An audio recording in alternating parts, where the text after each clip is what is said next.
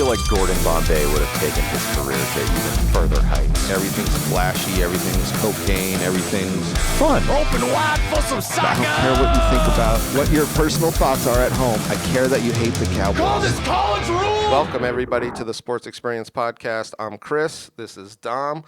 Before we get started, please give our social medias a follow, Instagram, YouTube. Just comment, share, give us a like. And if you're in Tucson for the big game, we're throwing a little live podcast at the Screening Room, downtown Tucson. We're going to have some great guests. It's going to be a great time. Please come out. You know what big game I'm talking about, February 12th at the Screening Room. It's going to be one hell of a soiree. That's right. If you want to check out the live podcast, it's going to be our first one ever. So, yeah, it's going to be great. But other than that, are we talking football today? We're talking football today, Chris. There you go. Leads right into it. That's right. And today we're talking about one of the greatest quarterbacks who has ever played the game, John Elway. John Elway with a rocket for an arm. And a rocket for a penis. John Albert Elway Jr. The rumor. He is a junior. He is a junior, born June 28th, 1960 in Port Angeles, Washington, to Janet and Jack Elway. And his dad was a football coach at pretty high levels of coaching. And you kind of see this sometimes with these guys who are just kind of made into being a quarterback. Yeah. He was actually a twin. Yes. Yeah, and an older sister. Twin sister, and then another sister, too. Mm-hmm. He was the head coach at Port Angeles High School and moved in 1961. His dad got a job with the JUCO level for the Grays Harbor Community College in Aberdeen, Washington for 5 seasons. And then he kind of bounces around the Pacific Northwest throughout his childhood. They lived mostly in Missoula, Montana, and Pullman, Washington, when his dad was a coach at Montana and Washington State. And in February 1976, his dad got a job as an assistant in Idaho. But the next month, when he's 16 years old, he gets a job as the head coach at Cal State Northridge in Division II. And this is kind of the biggest move for John Elway's career. So, you see him, his dad's kind of moving around, but then he goes to this California team. And D2, yeah. What his dad does that I saw, he kind of scouts the local high schools, and he's like, who runs a passing offense? Because my son's arm is amazing, and he's an athletic. He played all the sports growing up, like most of these athletes. He was the best at them, and his dad held him back a year to where he's not only better than everyone athletically, he's more built and grown than everybody. Yeah, so he's a year older than everybody. I saw somebody say this because he was playing Pee-wee football, and they were telling his dad because his dad showed up for the second half, and he goes, "What'd I miss?" And they were like, well, either all of these kids are the worst football players ever, or your son is the best. And it was kind of like, well, yeah, he's a little bit older, but he was that much more athletic than a lot of just anybody around. And we see him going into his high school footballing career, and this kind of move and this scouting by him was so smart because he just knew. Well, yeah, and his dad is an offensive coach, too, and he wants to utilize his son's talents. You talk about 5-tool baseball players. John Elway was a 5-tool quarterback. He had I thought you were talking about his wiener there. Well, we're talking tools right now. We're talking tools. And he's a giant tool, as we'll get into in breaking my childhood heart numerous times. He's definitely hated. I kind of like how much he's hated. That was something I always remember looking back where you're just like, God, nobody likes him unless you're in Denver. Unless you're part of that cult. But his dad scouts out the high school, Granada Hills, and their head coach, Jack Newmeyer, and he just fits the program like a glove because he's got probably the greatest arm in NFL history. So watching some of those high school highlights, you're just like, man, you poor bastards, having to defend that. Well, there were people talking about watching him. They were just like, "Oh, he's rifling BBs out there." And to think about being like a high school receiver, and you're just like, "I don't want to. I don't want to catch it." Yeah, come on, that's gonna hurt. Too many broken fingers. He played all 3 years at Granada Hills. He missed 5 games as a senior, but still passed for almost 50 or just over 5,700 yards and 49 touchdowns, and was on the Parade All-American team that featured Eric Dickerson and someone that got kidnapped in one of our previous episodes, Dan Marino. One Dan Marino, who is constantly being compared to throughout his career, which we'll get probably into later. I think he thinks is unfair, but I think it's completely accurate. Well, it's completely accurate. They're just both amazing. Literally the same class. Here's a fun little spider web. Both him and Marino were very good baseball players, and in 1979, both were drafted by the Kansas City Royals. Yeah. In the 4th round for Marino and 18th round for Elway. His dad wanted him, much like in high school, at a program that threw the ball in a pro-style offense. So he chose Stanford. With the very West Coast offense. The very West Coast offense. Granted, a little bit undermanned in the talent department in the old Pac-10, but good fit for Elway and a good school. So. Well, if you look at his college career, it was very much he was a good quarterback in a mediocre system, but it was very based around his skill set. Like you were saying, it almost like developed him into this, great NFL prospect in which if anybody says NFL isn't farming these kids, there you go. Well, they're student athletes, Thank Chris, you. I in knew you were 1980s. gonna get into it. Student athletes. Oh, sir, you are a genius. Where is your plantation down here? No. So he plays a pretty good amount as a freshman as a backup and co-starter with future NFL backup Turk Schonert. Oh, yeah, I saw that. I thought that was cool. Yeah, he was like Kenny Anderson and Boomer Esiason's backup for the Bengals. Mm-hmm. Plays in 9 games, 549 passing yards and 6 touchdowns, but 80 the starting job is his.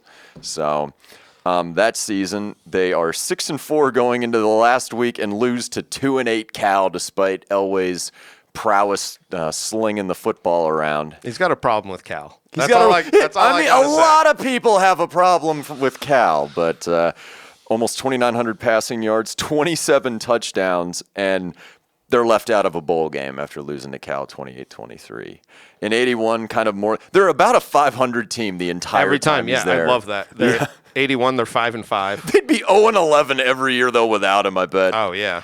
81 over 2,600 passing yards, 20 touchdowns, but 4-7. And then in 82, they're on the verge of a bowl game, Chris. He's already racked up All-America honors. He's probably going to win the Heisman over future Georgia Senate candidate that we did an episode on, and Herschel Walker.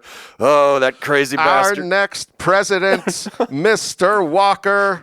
And his 9,000 personalities. But they're 5-5 heading into the bowl game. He's already put up an incredible season.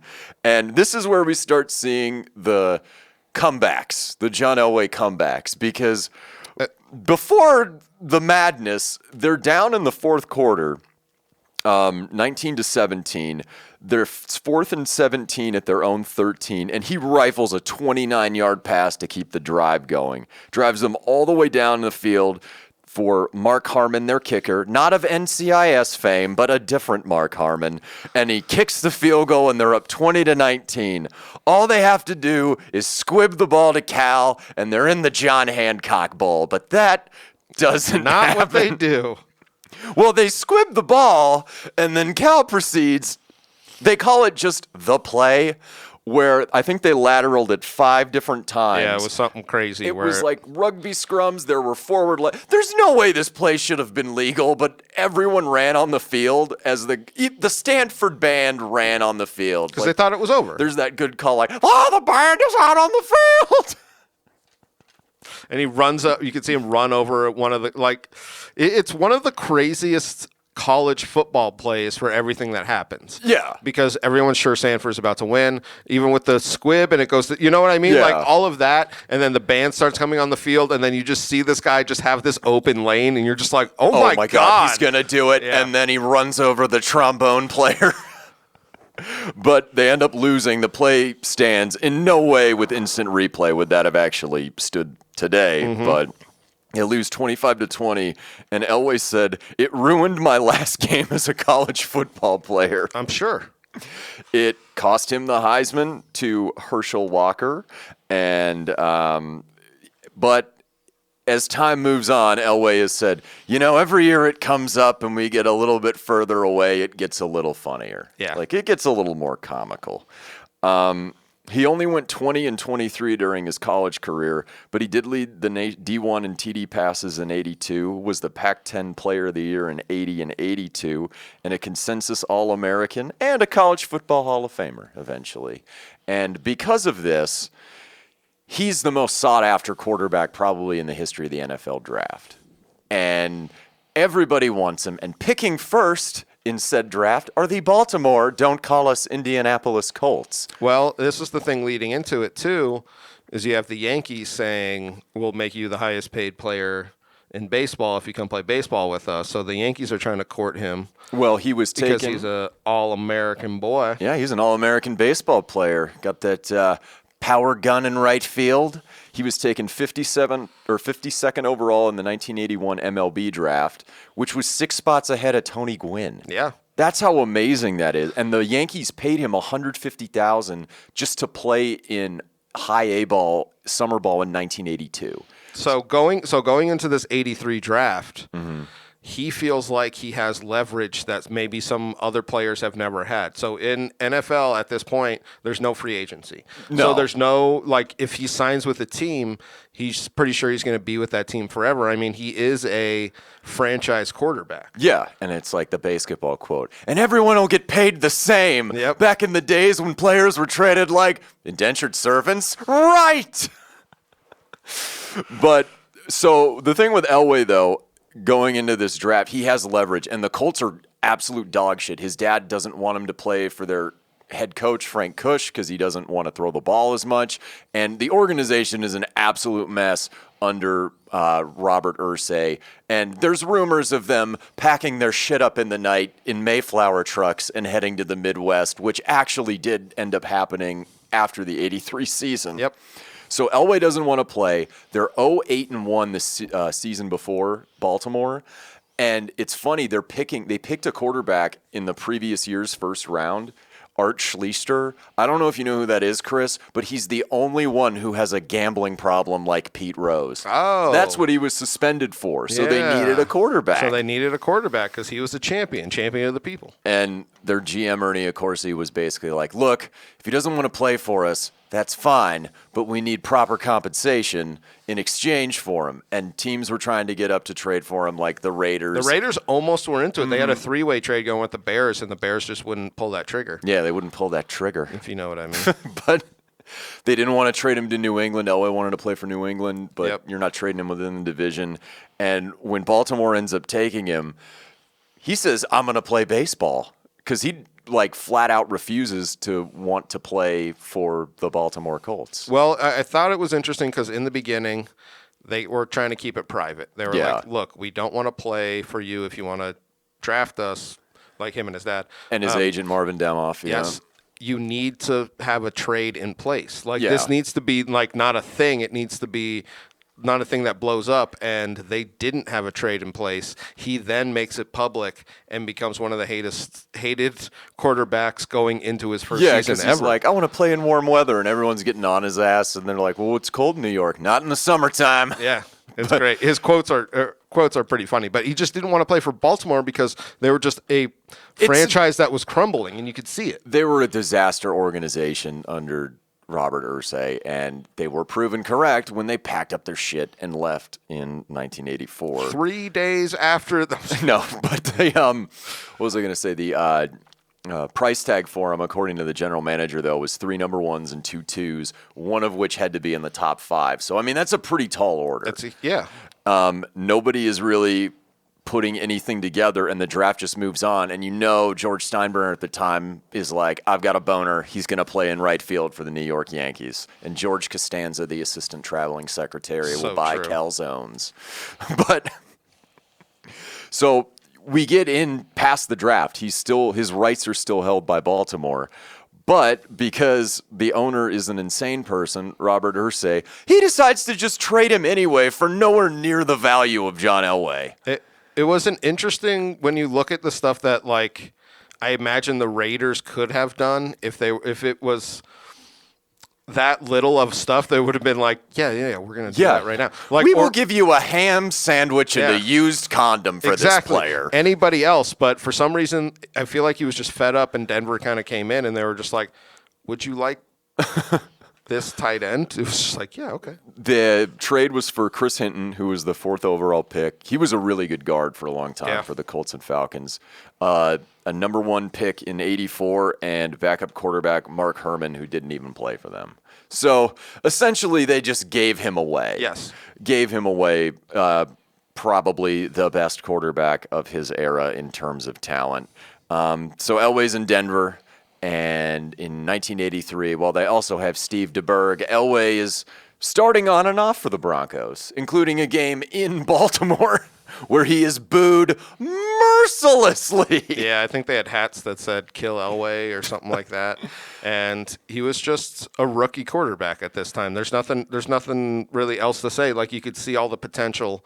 Yeah. But it's him just learning the system and getting into it, and Yeah, he starts 10 games this year, goes 4-6. The most important, though, for him, and which kind of cements or starts his legacy as an amazing comeback quarterback, was in Week 15. The Colts come to Denver. Oh yeah. And they're down 19-0 in the fourth quarter, and Elway throws for 345 total yards and 3 touchdowns in the fourth quarter to win the game, which is kind of the captain comeback. And yeah, that's kind of like his profile, if you were. He's a gunslinger. Brett Favre's the dong slinger. Elway's the gunslinger. They end up losing in the wild card round to the Seahawks, but the pieces are in place. They're gonna get better. They're starting to build. Yeah. 84, they have a fantastic. This is probably his best season, to start with. They start 11-1 and go 13-3. Has 18 touchdowns, and they win the AFC West. And this is an interesting year because the Super Bowl is being held at Stanford Stadium. And you're thinking, well, Denver's the number 2 seed in the AFC. Who's the number 1? It's the Miami Dolphins with Dan Marino. And you're thinking this could be the greatest AFC title game that happens, but it doesn't happen. It doesn't happen. They end up getting horrendously upset by the Steelers, 24-17 at home. He threw 2 picks in the game, too. When they lose these Broncos, it is devastating. That's the only thing that I've noticed through this. You're just like, and then they shouldn't have lost this game. You're just like, all right. It's like the train coming. Oh God. Yeah, the Steelers were only 9-7 that year. There is no way they should have lost that game. I think Mark Malone was their quarterback. 85, they again get screwed because they win 11 games and miss the playoffs. But he has 6 fourth-quarter comebacks this year. Yeah, I saw that. That was crazy. But like you were saying, he was this guy that was known as this fourth quarter. Come on, guys, we're going to do this. You know what I mean? Yeah, you never lost any faith. You're not completely out of it unless he's hurt, essentially. They missed the play. I think the stat was he had 47 fourth-quarter comebacks, which is 3 seasons worth of football. Yeah. That he won games that his team rightfully should not have won. He has 3,891 passing yards and 22 touchdowns, but he's keeping this undermanned team in games. But as we talked about in our Three Amigos episode, the next 4 or 5 seasons is when you kind of have that window of, he's the best in the league, but 86, they win the AFC West. He's got Vance Johnson and Mark Jackson. Check out our Three Amigos episode, everybody. That's a good one. Seems to be kind of popular, too. Well, it's when a receiving core comes in, and it's not just one guy. You know what I mean? And that's the big thing. And I feel like we addressed that on that episode where he has options and they have this kind of cohesion between them. And Mike Shanahan is there as an assistant. Yep. He makes his first Pro Bowl. Dan Reeves as the head coach. I want to bring that up because he comes back there's a lot of friction. He comes back later. But that's what I mean is they're really clicking in 86. Yeah, he has almost 3,500 yards passing, 19 touchdowns, a rush TD, and a TD catch. I would always love those throwbacks from Sewell to Elway. I love it. On those halfback tosses. They make the playoffs, their home game against the defending AFC champion Patriots. Last-second touchdown to win in the fourth quarter to Vance Johnson. Whatever. Then they go to the AFC title game in Cleveland, when we've discussed this game before with the Amigos. Well, let's just say it's a fourth-quarter comeback and probably the most incredible drive in NFL history. They call it the drive. Yeah. Because he literally, and I love this because Dan Reeves was talking about it. He was just like, we had a kickoff. We had plan. We're going to get it at the 25, whatever. And the guy fumbles the kick, and it goes all the way back to the 2, and the Broncos are starting on the 2, their own 2. So he literally takes them 98 yards Two big catches by Mark Jackson, Yep. the 3rd and 18, and then the 5-yarder, which he was like, I could just see his eyes get all big. Yep. Imagine how trying to catch that. It probably would have hit. It probably would have indented a breastplate. It's like the Mighty Ducks, you know what I mean? Yeah, It's Fulton. He's got Fulton's arm. That's what I mean. But they end up taking the game to overtime, kicking a field goal to go to their first Super Bowl. And they play the Giants, and this begins a run of Super Bowls, which define Elway for quite a while. Yes, there is a feeling after this era where he can't take the big game. He can't win the big game. Like he couldn't take Stanford to a big game. Terry Bradshaw came out talking shit when he said that he wasn't going to go to the Colts, and he kind of kept this narrative going of like, see what I mean? He's not a player that you can win Super Bowls with. He's an He's MVP. the only player though on the team that's like elite though. That was the thing that other people were saying was just like Kubiak said, his backup and later offensive coordinator in Denver. Yes. Is like, we're not even in those games without him. Yeah. And always that classic Simpsons Homer, I want to be John Elway. And then he QB sneaks it in only to score like 7 points at the end of an absolute ass blasting. Oh, it's so good. I want to be John Elway. So they go and play the Giants in the Super Bowl. They actually have a 10-9 halftime lead in this game. Elway has a touchdown rushing. Yep. But they really bumblefuck around near the goal line and miss. They probably leave 10 to 13 points on the board. Just going to say huge red zone mistakes. Lots of mistakes. In this game. And you see that a lot in these Super Bowls where they almost start well and just kind of like peter off. And you're just like, whoo, all right, guys. You're like, oh, boy, that escalated quickly. Yes. Kept your heads on a swivel. They came to play.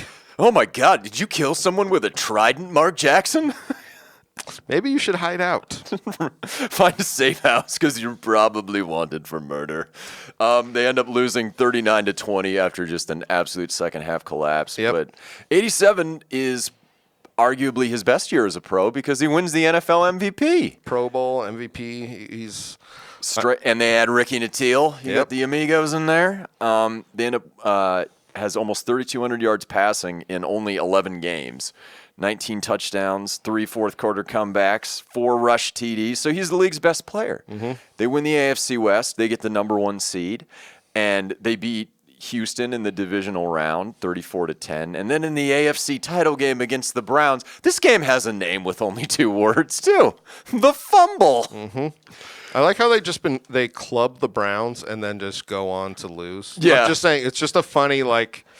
Well, you're good enough to beat Cleveland, but in this game, the Broncos jump out to a really early lead. I think they're up 21-3 in the first half, but Cleveland, thanks to Ernest Biner, end up tying it at 31 in the fourth quarter.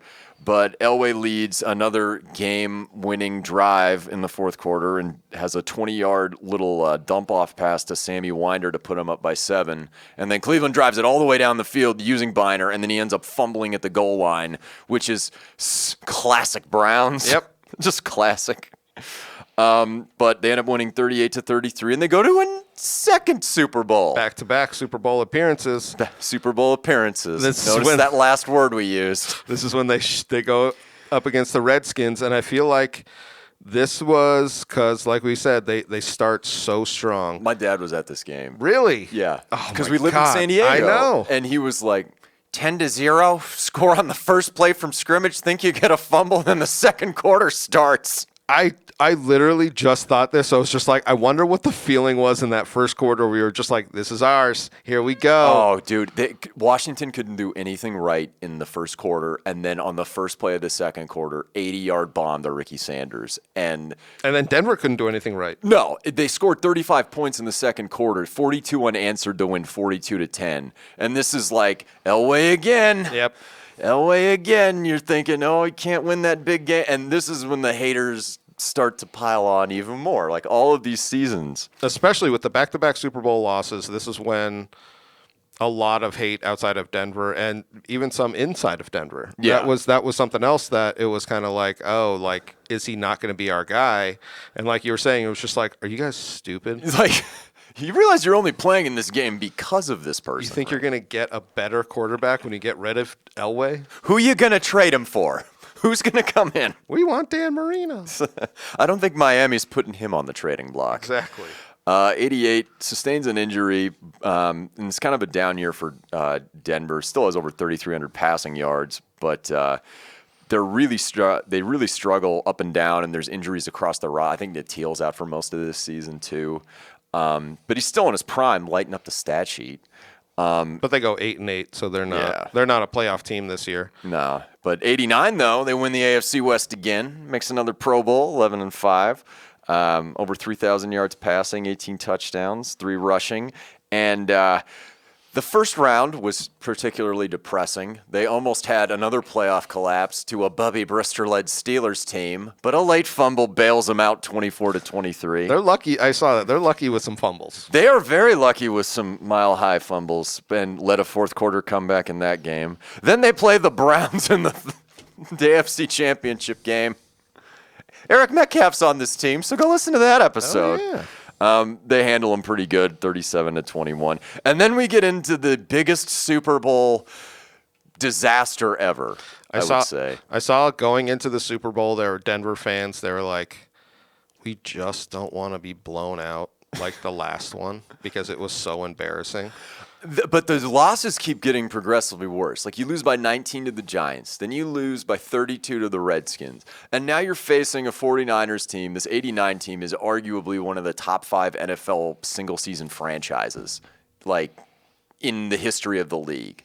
Like, we're talking 72 Dolphins, 85 Bears, and then maybe you can argue for number 3, 78 Steelers or 89 49ers. Yeah. Like, that's how good they were, and they basically showed it.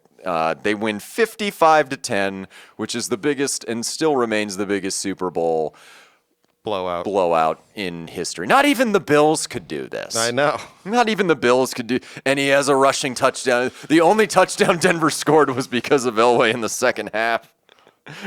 The Denver Broncos. I think owning the Denver Broncos is pretty good. You don't understand football, Marge. 3 out of 4 years, they win AFC titles and come away with nothing. And like you said, it got progressively worse. 1990 was a disaster. They lost 11 games, even though he had a decent season, 3,500 passing yards, 15 touchdowns. Still had 3 game-winning drives, so that season could have been even more of a disaster for Denver. But in 91, we get kind of a resurgence. This is kind of the last gasp for the Dan Reeves era. Well, I think Shanahan goes away in 90 and then is back as the quarterback coach in 91. He actually leaves in 88. In 88, okay. Because he goes to the Raiders, has huge thing with Al Davis, and then comes back in 89, mid-season after he's fired.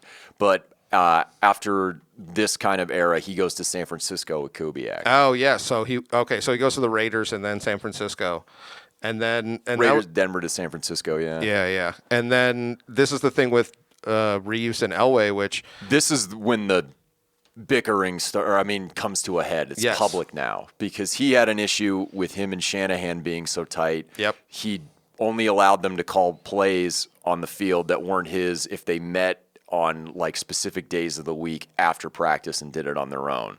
Like, it was a lot of friction between both parties, and something had to come to a head. Yes, because it was obvious with, I feel like the 91 season, like where you see it's just like there's no like team morale. You know what I mean? There's no team morale, but they're really good this year because they bring in Wade Phillips as the defensive coordinator, and he's arguably the best defensive coordinator in the history of the NFL. They go 12-4. They lose their best running back from the previous 2 years, Bobby Humphrey, in a contract holdout. Gaston Green runs for over 1,000 yards for him that year. Oh, yeah. Elway makes a Pro Bowl, 3,200-plus yards passing, 13 touchdowns, 4 game-winning drives, 6 rushing touchdowns. And in the AFC divisional round, there's a part 2 to the drive. They're not even a team anymore. This run is why there's not a team. I think for 6 years in a row, Houston did not win a playoff game but made the playoffs every year. And this one, or they didn't advance past the divisional round. And this is probably the game that's not the Bills comeback that destroyed them. How many teams did Elway put out? I don't know, but that's at least 2 we've counted. 2 so far. 2 franchises. They're down 24-16 in the fourth quarter with about 2 minutes left and no timeouts. they start at their 1 yard line, like the 1.5 yard line, Yeah. after an awesome coffin corner punt by, I think, Greg Montgomery. Elway gets 1 4th down conversion with his legs, and then in the Amigos episode we talked about, he throws this little floater to Vance Johnson, who takes it all the way into field goal range, so they win the game. Yep. Like, that's just amazing. That's just absolutely amazing. It wasn't a touchdown, but he gets them from the 1.5, whatever, literally to field goal range. And it was basically a chip shot, Yeah. like mid-30s. They win 26-24, and then they go to the AFC title game in Buffalo, who's in the midst of an even bigger cratering than Denver as far as Super Bowls are concerned at this point. And this is a defensive struggle. Like, Denver rightfully should have won this game if David Treadwell doesn't miss 3 field goals. The only touchdown Denver scored was a Gary Kubiak quarterback sneak towards the end of the game because he replaced an injured Elway. The only touchdown Buffalo scored wasn't even on offense. They completely shut that K-gun offense down. Yeah. It was off a interception for Carlton Bailey. It's definitely a pitcher's duel. Definitely a pitcher's duel, and Scott Norwood made the difference. Just a year too late, though. Just a year too late for those Bills. But the friction between Elway and Reeves in the front office is pretty bad at this point, to where they almost traded him to the Redskins. Did you hear anything about that? Well, is this the time he tries to draft, what was his name, Tommy Maddox? American hero Tommy Maddox, That's everyone. correct. XFL MVP. Correct. Pro Bowler for the Steelers 10 years later. But he was like, hey, we need a young wide receiver coming through this as their number 1 pick. He proceeds to pick a quarterback and say, we're looking to trade you. And that was like pretty much what happens this offseason. Yeah, they tried to trade him to Washington for Pro Bowl tackle, I think, Jim Lachey, and it didn't work out. So him and Maddox are both stuck on their roster. Even though Elway's, because Maddox isn't set to play right away. He's only a redshirt sophomore coming out of UCLA. So Elway leads them to a 7-3 start, and you think they're cooking, but he ends up getting hurt. And Maddox and Sean Moore have to finish the season, and they end up losing 5 of their last 6 games. So they end up finishing. I mean, obviously, it's a different. It's not Elway. It's a rookie quarterback. It's their backup. So it's like that's kind of like. You see this, though, as a recipe of, now we can get Dan Reeves out. Yes. You know what I mean? But that's exactly what happened, is he's fired after this season. Yep. Yeah, he's fired, and Wade Phillips is now the new head coach. They have a bounce-back season. They go 9-7, end up losing the wild card to the Raiders, but he makes the Pro Bowl again, and Jim Fossil's his offensive coordinator. Future coach of the Giants. He won an NFC championship. Old Fossey Fossils. Yeah, he had his... And Phillips is their coach for only 2 years, right? Yeah, okay. Because there's somebody who wants that job. I was going to say, there's somebody in the wings. Wade, you're the best defensive coordinator ever, too much of a player's coach, and somebody really wants this job. Yep. It's his first 4,000-plus yard passing season. He has 25 touchdowns as well. And then in 94, as we talked about in that Chargers episode, everyone thought Denver was going to be awesome because they added all these offensive pieces like Anthony Miller and Mike Pritchard and Leonard Russell, and they start 0-4. And now the talk is like, Elway, he'll never win a Super Bowl. Yes, it very much with this season, because he is obviously in the twilight of his career. Yeah, this isn't when guys like Timmy B are out there playing in his 50s. You know what I mean? Nobody's playing this late into their career and having the success that he ends up having. And he's 16 touchdowns, almost 3,500 yards passing in a Pro Bowl appearance for a guy in his who's 34? I was going to say 33, but he has to be literally right there, 33, 34, and he is still throwing at the highest level. And the team is not as talented as some people think. They go 7-9. Phillips and the rest of the staff are fired, but a new head coach comes in. Probably the best thing to happen in Elway's professional career. Fresh off a Super Bowl, ass blasting of the Chargers, offensive coordinator Mike Shanahan with new offensive coordinator Gary Kubiak. So we get Shamalama Ding Dong coming in. Yeah. And that's the thing, is like, I feel like what Elway needed was a coach that almost not like coddled him, but was on his side. Not like run the ball, what you have to say doesn't matter. It's like, well, let's talk about this for a second. Yes, almost like, so he needs to be like you said, like in the conversation of what's happening. You're a franchise quarterback. You should be. Yes. Like, and that's what I feel like why he wanted Mike as that, because he knew him from being a quarterback coach, from all of this kind of connection already. So Mike Shanahan comes in. 1995 is a rebuilding year for them because they're trying to assess what's left, like the damage. They need a running back. They get so lucky by drafting Terrell Davis in the 6th round that year. So he rushes for over 1,000 yards as a rookie. Elway has almost 4,000 yards passing and 26 touchdowns. But going into 96, a lot of people are like, this is the team to beat. They're going to be vastly improved after a season of just like getting their shit together. And well, I saw the Davis pickup probably was their luckiest for Elway because it gave him a running game. Because before that, I think Bobby Humphrey for 1 year and then Gaston Green, or Bobby Humphrey for 2 years and then Gaston Green were like his only 1,000-yard rushers. Yes. Ever. And the offensive line is starting to get good. They've been drafting and then acquiring pieces in free agency. So they have a new cut blocking scheme and putting Vaseline on those jerseys. You guys can look that up on Google. It happened. Whoa. Allegedly. Allegedly. They go 13-3 and they're the best team in the AFC though. Yep. I mean, they're destroying all of the competition. They clinch home field advantage so early that they rest their starters for like a month, essentially. He makes another Pro Bowl at age 36, 26 touchdowns. Probably would have had more if they played him more down the stretch. Almost 3,400 yards passing. You get great wide receivers with Miller and now Rod Smith and Ed McCaffrey, plus Pro Bowl tight end Shannon Sharp from the previous era. Offensive line solid, Terrell Davis, and they draw a cake matchup in the divisional round against Jacksonville. Only a second season in existence. I remember the old Rocky Mountain News had the headline Jagwads. They didn't think they would do anything. This is one of my more enjoyable playoff games I've witnessed because Jacksonville comes in and just ground and pounds them with Natron means. And Denver makes some mistakes during the game. I was going to say, this is one of, like, because he's so old, this was one of those games that it was almost like we told you.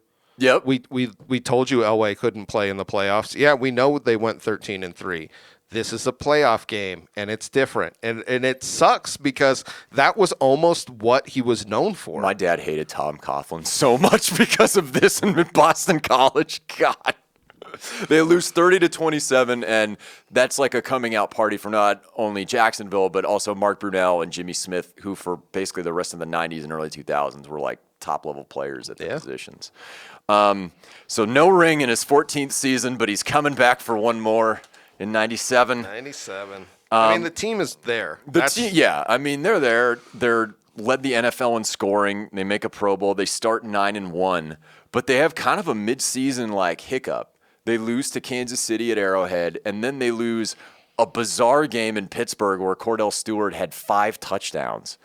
And granted, they finished 12-4, but they got to go the wild card route this time. They're not straight in. They don't have the home field advantage. They're wild out here. Oh, they're wild. They draw Jacksonville again, and then proceed to, do what they should have done. Uncle Slippy Fist them, essentially, 42-17. Then they go to Arrowhead and face Marty Schottenheimer, who up until his dying days must have had horrible nightmares about this quarterback. After losing 2 title games in Cleveland, the Chiefs were 13-3 that year, and they proceed to Marty ball their way to a 14-10 loss in a very rainy day. And then we get to the AFC Championship game where, look, you can watch Dom's 10-year-old heart break right now. So we get them against the Steelers. Another home AFC Championship game loss. God damn it. Just God damn it. They proceed to use Terrell Davis quite effectively and use, I think, 3 Cordell Stewart interceptions to Denver goes to another Super Bowl. Yep. Win 24-21. See, I held it together. Right I there. know. I held it together. This is his 4th Super Bowl. This time, 97 Super Bowl against the Green Bay Packers. Bowl 32 in San Diego, of all places. Yeah. Where Super Bowl 22 happened 10 years before. This was the one where leading into it, they asked Kubiak about the Super Bowl losses, and he's like, we're not even in those games. We're not even in those games. And now he has a team around him. Yeah. A good defense and good special teams with Jason Elam. Go listen to our 92 Hawaii episode. And Ma Tanavas's on their team as well. Doesn't have a touchdown pass, but has one of the most iconic plays in Super Bowl history. And this play, and we'll maybe talk about this when we talk about him retiring and what kind of football player he was with him being able to run. But this play where he jumps into this tackle, gets spun around. But he's going for the first down to extend the drive near the goal line. It said Terrell Davis said he was just like, I saw that and I thought, we're winning this game. Oh, yeah. It was such a great when, like, you're on the field and he sees his quarterback, like, take this run for this first down and, like, take this huge hit and get up and, like, pump his fist, not, like, stay down hurt. He was just like, oh, yeah, we're winning this game. And despite the migraines, Terrell Davis, who was the MVP of this game, was phenomenal. Yes. They just ate Green Bay alive on the ground, and the offensive line and wide receivers and Sharp did a tremendous job. They end up winning 31-24 in a Super Bowl, first time. Owner Pat Bowen, this one's for John, everybody. Well, that's why I felt like the Davis pickup was so big because he literally was this Super Bowl MVP, and Elway, he deserves this one. That's the only thing I have to say about this one where everybody was hating so hard, and you're just like, no, this was great with that run, with his shitty smile. Yeah, with that horse-tooth grin, as people like me all came to know and fear as a child. 1998, he comes back for one more year with the same team. I thought it was interesting. He was going to retire. He asked his family, and his family said, "There's no way you can retire." So he comes set to jet. Dude. So he comes back in '98 because he literally was kind of like ready to retire, and he misses 4 games this year. And Bubby Brister, of all fucking people, won 4 games. Anybody could have lined up under center with this team and won. That's how good they were. It's true. Elway won 10 games of his own that year. They started 13-0. Like, it wasn't even like. You knew they were going to go back to the Super Bowl. Yeah, they were the most dominant team. That's 22 touchdowns as a 38-year-old man. But like we talked about Davis, this is the year he wins the NFL MVP and has over 2,000 yards rushing. So makes a Pro Bowl in his final season. Opening round, they beat Miami 38-3 after losing to them in Week 16, which is another little revenge game for them. Yes. And when you draw the Jets in an AFC Championship game, you're more than likely going to win. Yeah. The Jets had a huge collapse in this game. They end up losing or winning. Denver ends up winning 23-10. And going to the Super Bowl, they get even luckier because they don't draw the Randy Moss Vikings. I was just going to say, they get lucky and they go against the Falcons. And who is the Falcons head coach, Chris? A man we've mentioned possibly in this podcast, but Dan Reeves, and looking for his first Super Bowl as a head coach, dirty burden on the way there. We see probably one of the, and I wonder if it's because their relationship was so strained, because Dan Reeves literally says, I'm going to lock down Terrell Davis, and if you can beat me, John Elway, go ahead and beat me. And John Elway says, Dear God, I'm going to beat you. And he does.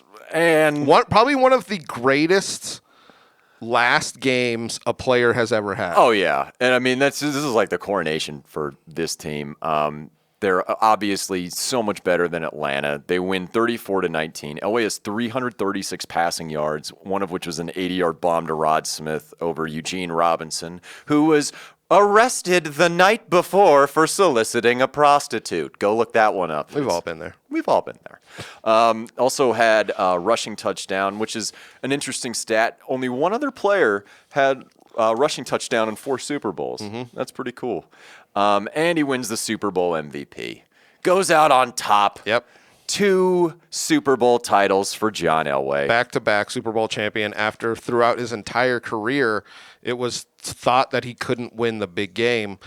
He just needed that right team, that right coach, that shitty Jets, and that shitty Falcons. Shitty Steelers. I just love the fact that it's Dan I know, to coming be able back. to do that. The spider web in that is one of my favorite things that always happens in sports where you're like, yeah, I'm going to have my best game against the guy I felt like kind of messed it up. And something I thought was interesting was if they had won one of those Super Bowls, the Yeah. three, it would have been a different relationship. But they didn't. Well, and not only that, he also was not a fan of Reeves not using him like Marino and Yes. putting up the video game. Granted, he finished his career with 300 touchdown passes, which in that era is utterly ridiculous. But he should have thought been they should closer to 4. They should have aired it out more and been less conservative. Yeah, definitely. Retired in 1999 and then got involved with the Broncos front office in 2010, 2011 and built them into a contender.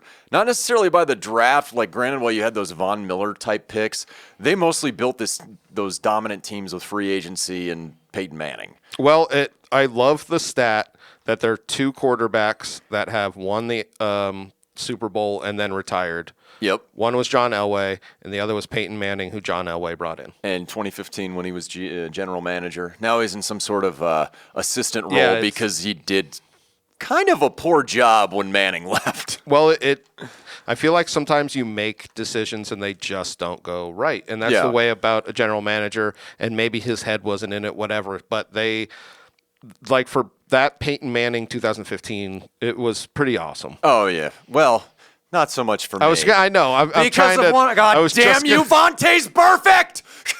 I was just going to say, I mean, not for Dom, but for the general, But no, he's arguably one of the most talented players in NFL history. Goes out with 2 rings. I mean, a GM with 1 ring. I mean, he's just a winner, Chris. He's a winner. It makes me mad. Yeah. He's a winner. He is definitely a skinny wiener. Thank you all so much. Sports Experience Podcast. Come to the big game. Big game show. February 12th at the Screening Room in Tucson. I'm Chris. This is Dom. Special thank you to Ty. John Elway karate chop action, South Park.